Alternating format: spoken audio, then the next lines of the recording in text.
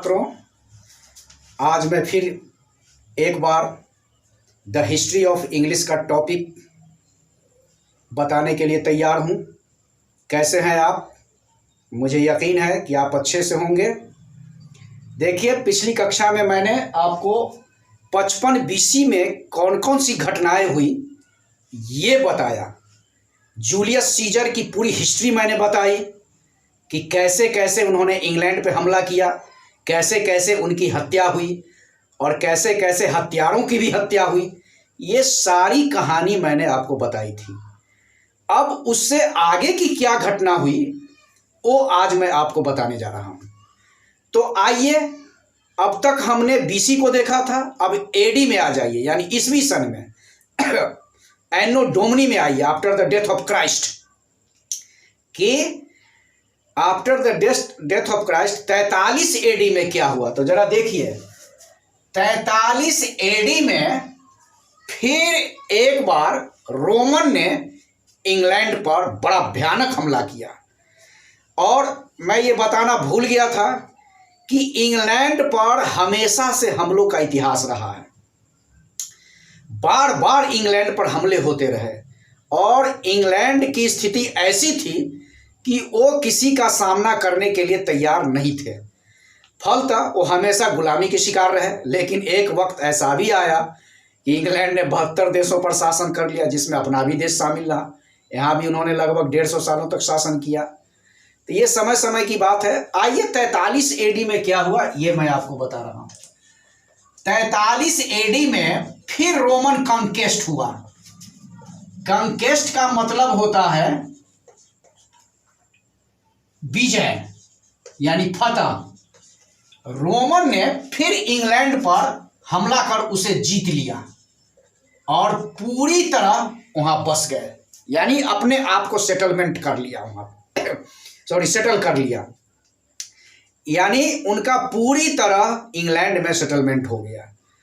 और जैसे आयरलैंड के लोग इंग्लैंड में जाके बस गए और अपने देश को भूल गए, रोमन के भी साथ यही हुआ। 43 एडी में उन्होंने वहां पे हमला किया, उस पे कब्जा किया और इंग्लैंड में ऐसे बस गए जैसे वो उसी देश के वासी हों और रोम को पूरी तरह भूल गए। जूलियस सीजर ने इंग्लैंड में सिर्फ लैटिन भाषा को स्टैंडर्डाइज बनाया था, लेकिन लैटिन भाषा को इंग्लैंड के कण कण तक फैलाने में 43 एडी में हमला करने वाले रोमन का विशेष योगदान है। इन्होंने वहाँ पे एजुकेशन की भाषा बना दी, वहाँ पे ऑफिशियल भाषा बना दी, लैटिन भाषा को राजकीय भाषा बना दी, वहाँ पे उन्होंने व्यापार की भाषा बना दी। चूंकि आप जानते हैं कि कोई भी देश हमला किसी देश पे करता है तो उनके साथ बड़े पैमाने पे व्यापारी भी वहाँ जाते हैं। पहले ऐसा काफ़ी ट्रेडिशन था। व्यापारी लोगों को अपना व्यापार चलाने में कहीं भी किसी देश में एक ही चीज़ आड़े आती है, वो है लैंग्वेज, यानी भाषा। भाषा आड़े आने के कारण उनका हर संभव प्रयास ये रहता है कि जो मेरी भाषा है वही भाषा पूरे इंग्लैंड की हो जाए। यही चीज रोमन लोगों ने भी की। रोमन लोगों ने अपने रोम की भाषा यानी लैटिन को इंग्लैंड के कनकन की भाषा बना दी ताकि उनको व्यापार करने में दिक्कत नहीं हो। लेकिन एक बात समझने की कोशिश कीजिए, अगर किसी पर भी बार बार अत्याचार होता है तो वो भी कुछ करने के लिए मजबूर होता है और उसकी कोशिश ये होती है कि इस अत्याचार का प्रतिकार किया जाए। अब इंग्लैंड के लोग चुप नहीं बैठे थे, वो भी अंदर ही अंदर रोमन का बहिष्कार और रोमन को पूरी तरह से अपने देश से निकालने की साजिश कर रहे थे, यानी उसकी योजना बना रहे थे।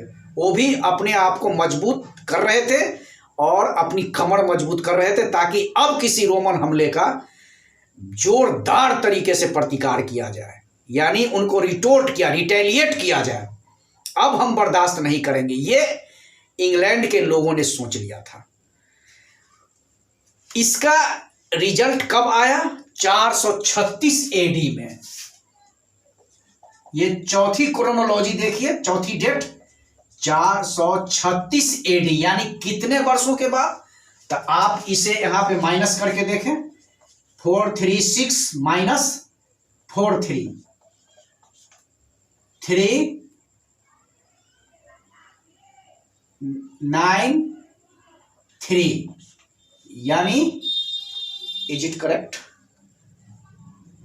यानी 393 ईस्वी के बाद इंग्लैंड वालों को यह साहस हो पाया जब उन्होंने अपनी कमर कसी कि अब किसी भी बाहरी हमले का हम लोग प्रतिकार करेंगे, चुप नहीं बैठेंगे, ईंट का जवाब पत्थर से देंगे। ऐसा सोच लिया था इंग्लैंड वालों ने। ये वक्त आया 436 एडी में।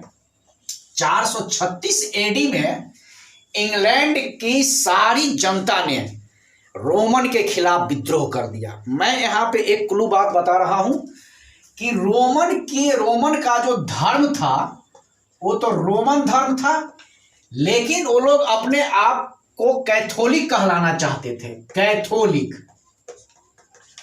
ये कैथोलिक कहलाना चाहते थे। और इंग्लैंड की जो जाति थी, इंग्लैंड की जो केल्टिक जाति थी, वो अपने आप को प्रोटेस्टेंट कहलाना चालू किया। यानी जो रोमन जाके इंग्लैंड में बस गए थे उनका धर्म हुआ कैथोलिक, और जो इंग्लैंड के प्रॉपर वासी थे, यानी ओरिजिन थे, नेटिव्स थे, एबोरिजिन्स थे, वो प्रोटेस्टेंट कहलाए। तो दोनों में फर्क क्या था, दोनों धर्म में, कि जो ईसा मसीह अर्थात जीसस क्राइस्ट के बताए रास्ते पर 100% चले वो कहलाए कैथोलिक अर्थात रोमन लोग। ये ईसा मसीह के बताए रास्ते पर 100% चलते थे, तनिक भी टस से मस नहीं होते थे। लेकिन प्रोटेस्टेंट ने ईसा मसीह की सारी बातों को नहीं माना, उन्होंने कुछ बहिष्कार किया, इसलिए प्रोटेस्टेंट कहलाए। दोनों एक दूसरे के कट्टर दुश्मन थे। कैथोलिक न तो प्रोटेस्टेंट को देखना चाहते थे, न प्रोटेस्टेंट कैथोलिक को देखना चाहते थे। इसका रिजल्ट ये हुआ कि प्रोटेस्टेंट ने कमर कस ली कि अब इंग्लैंड के कण कण से रोमन का बहिष्कार करना है। वो वक्त आया 436 एडी में, और रोमन ने पूरी तरह रोमन विड्रॉल हो गया, जिसे हम रोमन निष्कासन के नाम से जानते हैं। ये कभी कभी जीके में भी पूछा जाता है। जैसे मैं एक छोटी सी घटना बताऊं, केबीसी तो आप जानते हैं, कौन बनेगा करोड़पति, जिस पे हॉट सीट पे अमिताभ बच्चन बैठते हैं और लोगों को बिठाते हैं अपने कंटेस्टर को। तो एक जयपुर का स्टूडेंट था, बीए ग्रेजुएटर, इंग्लिश ग्रेजुएट स्टूडेंट था वो। जब वो हॉट सीट पे बैठा तो अमिताभ ने उससे पूछा कि आप इंग्लिश ऑनर्स है, क्या इंग्लिश के बारे में आप कुछ बता सकते हैं? तो उसने कहा हाँ बेशक मैं बता सकता हूं। तो अमिताभ ने उससे 1 लाख का क्वेश्चन किया। वो प्रश्न 1 लाख रुपए का था। अगर उसका जवाब वो दे देता तो 1 लाख रुपए जीत लेता, लेकिन इतनी गहराई में तो किसी को जानकारी होती नहीं है, और न लोग जाना चाहते हैं। अभी तो शॉर्टकट ट्रिक लोग अपनाना चाहते हैं कि जल्दी से जल्दी कोई अचीवमेंट मिल जाए शॉर्टकट ट्रिक के माध्यम से, लेकिन सभी जगह तो ऐसा नहीं होगा। अमिताभ ने यही प्रश्न किया था उस लड़के से, यानी वो जयपुर वाले लड़के से प्रश्न किया कि बताओ रोमन विड्रॉल कब हुआ? ओ बेचारा हक्का बक्का, उसको तो ये भी समझ में नहीं आ रहा था कि रोमन विड्रॉल क्या है, ये क्या प्रश्न पूछ रहा है मेरे से। रोमन विड्रॉल भी नहीं समझ सका। तब हिंदी में उन्होंने समझाया कि रोमन का निष्कासन इंग्लैंड से किस तिथि को हुआ। वो बेचारा पूरी तरह हक्का बक्का रह गया और जवाब नहीं दे सका और 1 लाख रुपया खो दिया। तो ये मैं बताना चाहता हूं कि कभी कभी जीके में भी पूछा जाता है या कहीं कहीं पूछा जाता है कि रोमन विड्रॉल कब हुआ, यानी रोमन का निष्कासन इंग्लैंड से कब हुआ। रोमन का इंग्लैंड से निष्कासन कब हुआ पूरी तरह, यानी कण कण से रोमन वालों को मार के भगा दिया इंग्लैंड के लोगों ने, इंग्लैंड से निकाल दिया। तो वो हुआ आपको 436 एडी में। इस तिथि को आप हमेशा याद रखेंगे, भूलेंगे नहीं। रोमन विड्रॉल हुआ 436 एडी में। अब इंग्लैंड पूरी तरह बाहरी हमले से महफूज हो गया, लेकिन रोमन वालों को तो इंग्लैंड के प्रोटेस्टेंट ने मार के निकाल दिया, इंग्लैंड के लोगों ने निष्कासन कर दिया, लेकिन उन्हें यह पता नहीं कि अब जो हमारे देश पे हमला होने जा रहा है वो पूरी दुनिया के कालक्रम को बदल डालेगा। वो हमले का वक्त आया कब? ज्यादा दिन नहीं, बहुत कम टाइम में ही वो हमला हुआ इंग्लैंड पे, और वो मात्र आपको हुआ कब? नंबर 5 में मैं बताऊं 449 एडी में, 449 एडी में इंग्लैंड पे ऐसा हमला हुआ कि पूरी दुनिया के इतिहास को इसने बदल डाला। और इस हमले ने पूरी दुनिया को एक ऐसी भाषा दे दी जो कण कण में फैल गई, चाह के भी लोग अब हटा नहीं पा रहे हैं। वो ऐसी भाषा बन गई, यानी ग्लोबलाइज्ड भाषा बन गई, उसके बिना कहीं भी किसी भी क्षेत्र का काम अधूरा। इसी हमले ने ये अंग्रेजी भाषा दी। तो आइए नंबर 5 में 449 एडी में आइए, जिसे हम कहते हैं 5th सेंचुरी, यानी 5वीं शताब्दी। शताब्दी किसे कहा जाता है वो तो आप समझते हैं, 100 साल को एक सेंचुरी कहा जाता है। जैसे कोई क्रिकेटियर 50 रन बनाते हैं तो उनको हाफ सेंचुरी, 100 रन बनाते हैं तो फुल सेंचुरी, यानी एक सेंचुरी। तो 5th सेंचुरी का मतलब 5वीं शताब्दी में, यानी 400 के पार कर गया। 400 के जो ही पार किया तो 5th सेंचुरी। 449 एडी में 3 देश वजूद में आए। एक देश का नाम था हॉलैंड, अभी भी ये एग्जिस्ट कर रहा है, अभी भी वजूद में है, जिसे हम नीदरलैंड कहते हैं। ये देश आया, प्लस डेनमार्क और प्लस जर्मनी। ध्यान देंगे, इन 3 देशों को उस वक्त कहा जाता था east west European country. East west European countries. ये नीदरलैंड, डेनमार्क की राजधानी कहाँ है? कोपेनहेगन। ये कैसा देश है अभी मैं थोड़ी ठहर के बता रहा हूं। और जर्मनी की राजधानी कहाँ है? बर्लिन। पहले जर्मनी 2 भागों में बटी थी, एक पश्चिमी जर्मनी, एक पूर्वी जर्मनी। तो पूर्वी जर्मनी की राजधानी थी आपको बॉन, और पश्चिमी जर्मनी की राजधानी थी बर्लिन। और दोनों के बीच में एक दीवार खड़ी कर दी गई थी, इधर वाले ना उधर जा सकते, उधर वाले ना इधर आ सकते। लेकिन इस दीवार को ढा दिया गया, अब दोनों जर्मनी एक हो गई और दोनों की राजधानी एक ही जगह बर्लिन। तो ये 3 देश को उस वक्त 449 एडी में, अर्थात 5th सेंचुरी में ईस्ट वेस्ट यूरोपियन कंट्रीज कहा जाता था। इन 3 देशों में 3 ऐसी जातियों का आविर्भाव हुआ जो बड़ी खूंखार जाति थी। और वो एक ऐसी जाति थी जो पहले मछली मारने का काम किया करती थी, यानी वो मछुआरों की जाति थी, मलेच्छ जाति थी, जंगली जाति थी, बारबेरियन जाति थी। वो कौन सी जाति थी? तो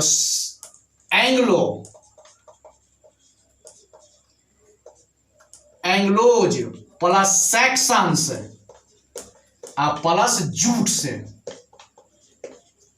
इन 3 जातियों के सम्मिलित रूप को कहा गया एंग्लो सैक्सन। चूंकि इन जातियों का विशेष तौर पे आविर्भाव हुआ जर्मनी में, इसीलिए इन्हें जर्मेनिक ट्राइब्स भी कहा गया।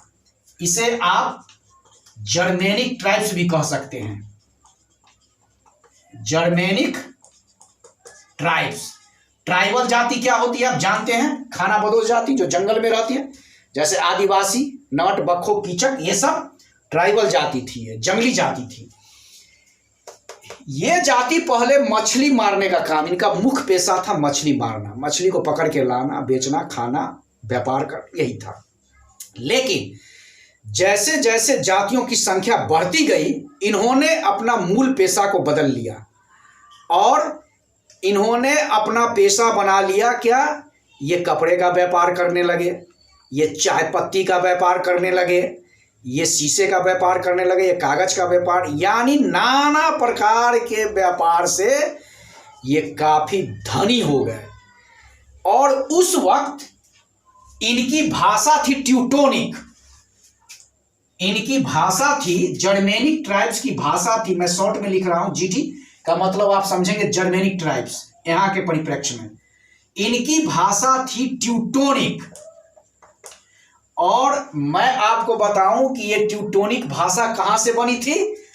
तो एंग्लो इंडियन की भाषा थी ये, Anglo Indian, sorry Indo European country की भाषा थी, इंडो यूरोपियन, आप समझ सकते हैं नाम से, इंडो यूरोपियन। यानी इस भाषा में आयरलैंड की भी भाषा थी, प्लस जर्मनी की भाषा थी, प्लस गौथिक भाषा थी, यानी जर्मनी की भाषा उस समय गौथिक कहलाती थी, इसे गौथिक भी कह सकते हैं आप।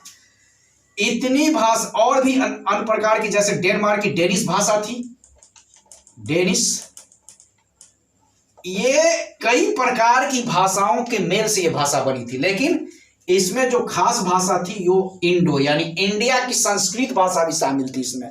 यानी बड़े पैमाने पे ट्यूटोनिक भाषा में इंडिया की संस्कृत भाषा के शब्द मिले हुए थे, इसीलिए इन्हें इंडो यूरोपियन कंट्री कहा गया। ये हमारे लिए बड़े सौभाग्य की बात है कि ये जो अंग्रेजी आई है ये संस्कृत से उत्पत्ति इसकी हुई है। ये भारत के लिए, भारत के रहने वाले लोगों के लिए बड़े गौर करने की बात है और बड़े गर्व की बात है। तो ये ऐसी भाषा है, ये तीन जातियां। अब देखिए क्या मैंने बताया, मैंने यूं बताया कि ये जाति थी जर्मेनिक ट्राइब्स। इसको मैं थोड़ा ऊपर कर देता हूं ताकि लिखने में सुविधा हो। ये थी क्या, यानी नंबर 7 कब आया ये, 449 एडी में। कौन से 3 देश वजूद में थे, कौन कौन से, जो मैंने बताया, हॉलैंड जिसका नया नाम है नीदरलैंड, प्लस डेनमार्क, याद रखेंगे हॉलैंड की राजधानी है एम्स्टर्डम, डेनमार्क की राजधानी कोपेनहेगन, और प्लस तीसरा देश है जर्मनी जिसकी राजधानी है बर्लिन। नहीं, डेनमार्क की भाषा है डेनिश, जर्मनी की भाषा है गॉथिक, और इसकी राजधानी है, इसकी अपनी भी एक भाषा है यानी एम्स्टर्डम।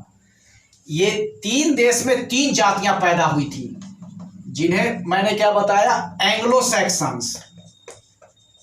एंग्लो सैक्सन्स में कौन कौन सी जातियां थी, Anglo plus Saxons plus Jutes. ये जूट्स जातियां कहां की रहने वाली थी, ये जर्मनी के समुद्र के किनारे एक छोटा सा देश बसा था जिसका नाम था जूटलैंड। उसी जूटलैंड के रहने वाले लोगों को जूट्स कहा गया। ये एल्बी नदी के किनारे बसती थी, एल्बी रिवर। जूटलैंड कहाँ बसा था, तो एल्बी रिवर के किनारे, एल्बी नदी के किनारे, जो जर्मनी के पास में है। जूटलैंड एक छोटा सा प्रदेश था, जूटलैंड, वहीं की जाति थी ये। तो ये 3 जातियों को जर्मेनिक ट्राइब्स भी कहा गया, जर्मेनिक ट्राइब्स। मैंने क्या बताया, ये जातियां पहले, और इनकी भाषा क्या थी, तो भाषा थी ट्यूटोनिक, ट्यूटोनिक। चलिए, इन जातियों ने 449 एडी में इंग्लैंड पर बड़ा भयानक हमला किया, क्योंकि ये जाति बारबेरियन थी। बारबेरियन का मतलब क्या होता है, खूंखार, बड़ी खूंखार जाति थी ये। यानी इनसे लफड़ा मोल लेने का मतलब था कि कल आपकी गर्दन कट गई, यानी कल आपको निश्चित रूप से मार डालता वो। इतनी खूंखार जाति, क्योंकि जन्म लेते ही इन्होंने तलवार चलाना सीख लिया था। लेकिन इंग्लैंड के प्रोटेस्टेंट ने, इंग्लैंड के वासी ने तो जन्मते ही तलवार चलाना तो नहीं सीखा था। उन्होंने तो किसी का प्रतिकार करने के लिए तलवार चलाना सीखा था। तो जो बाई बॉर्न खूंखार हैं और जो बाद में खूंखार हुए, तो दोनों में तो फर्क है थोड़ा सा। तो देखिए, ये बारबेरियन, ये खूंखार जाति थी। इसने 449 एडी में इंग्लैंड पर बड़ा भयानक रूप से हमला कर दिया। और जब हमला किया तो वहां के भी लोग तो चुप बैठे नहीं थे। उन्होंने तो कसम खा रखी थी कि अब किसी भी विदेशी हमले को हम लोग टॉलरेट नहीं करेंगे, बर्दाश्त नहीं करेंगे, और उसका जमकर विरोध करेंगे, कड़ा प्रतिकार करेंगे। इसका रिजल्ट ये हुआ कि जर्मेनिक ट्राइब्स में और इंग्लैंड के नेटिव्स में, यानी इंग्लैंड के रहने वाले लोगों में बड़ी भयंकर लड़ाई शुरू हो गई। जानते हैं जर्मेनिक ट्राइब्स ने क्या किया? खून की नदियां बहा दी, करोड़ों लोग मारे गए, किसी को भी इन्होंने नहीं बख्शा। लेकिन यहां एक और क्लू पॉइंट मैं बता रहा हूं कि जब दोनों में लड़ाई छिड़ी तो ये लड़ाई 1 साल नहीं चली, 10 साल नहीं चली, 20 साल नहीं चली, 50 साल नहीं चली, 70 साल नहीं चली, पूरे 100 साल तक लड़ाई चलती रही दोनों के बीच, और हमेशा खूंखार लड़ाई चलती रही। लेकिन इसका अंजाम बड़ा भयानक हुआ, बहुत ही खतरनाक अंजाम हुआ, जो बड़े अफसोस के साथ कहना पड़ रहा है कि जर्मेनिक ट्राइब्स ने लगभग इंग्लैंड के लोगों की हत्या कर डाली, पूरे इंग्लैंड को खून से रक्त रंजित कर दिया, पूरी तरह खून की नदियां बहा दी। उन्हीं लोगों को इसने बख्श दिया जिन्होंने आके अपनी गुलामी स्वीकार कर ली, जिन्होंने आके बोला कि हुजूर आप मेरे को माफ कर दीजिए, मैं आपका गुलाम हूं, आप जो कहेंगे वो मैं करने को तैयार हूं, मेरी जान बख्श दीजिए। बस उन्हीं चंद लोगों को जर्मेनिक ट्राइब्स ने जान बख्श दी, नहीं तो लगभग इंग्लैंड के लोगों का इन्होंने सफाया कर दिया। इसका अंजाम बड़ा भयानक हुआ। अंजाम तो भयानक हुआ, लेकिन इसका एक सुखद परिणाम भी आया। एक नई चीज इन्होंने दी। नई चीज क्या दी? नई चीज ये दी कि यहीं से इंग्लिश की शुरुआत हुई। जहां पे ये बसे, इंग्लैंड के जिस भाग में बसे, उस भाग को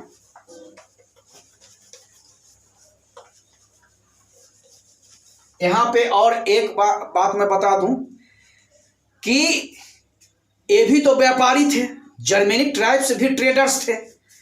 वहां पे जब इन्होंने कब्जा कर लिया, इंग्लैंड को पूरी तरह गुलाम बना लिया, तो अब व्यापार करने की बारी आई कि भाई हमारे साथ जो इतने व्यापारी आए हैं वो व्यापार कैसे करेंगे। तो आप जानते हैं कि कहीं भी व्यापारी दूसरी जगह पे जाते हैं तो उनके साथ एक ही प्रॉब्लम आती है, एक ही समस्या आती है। वो समस्या क्या है? लैंग्वेज, भाषा की समस्या। अरे मैं आपकी भाषा समझूंगा तब ना आपके प्रोडक्ट को मैं परचेज करूंगा। जब आपकी भाषा ही नहीं मैं समझूंगा तो आप मुझे क्या समझाएंगे, मैं आपको क्या समझ पाऊंगा। तो भाषा रोड़े बन जाती है और आड़े आ जाती है। इसलिए इनके दिमाग में एक बात आई कि भाई यहाँ तो मुझे व्यापार भी करना है, तो क्यों न लैटिन भाषा को क्योंकि उस समय की अब तक लैटिन ही भाषा स्टैंडर्डाइज भाषा थी इंग्लैंड की, क्यों न लैटिन भाषा को पूरी तरह मसल दिया जाए और अपनी भाषा ट्यूटोनिक को पूरे इंग्लैंड में फैलाया जाए।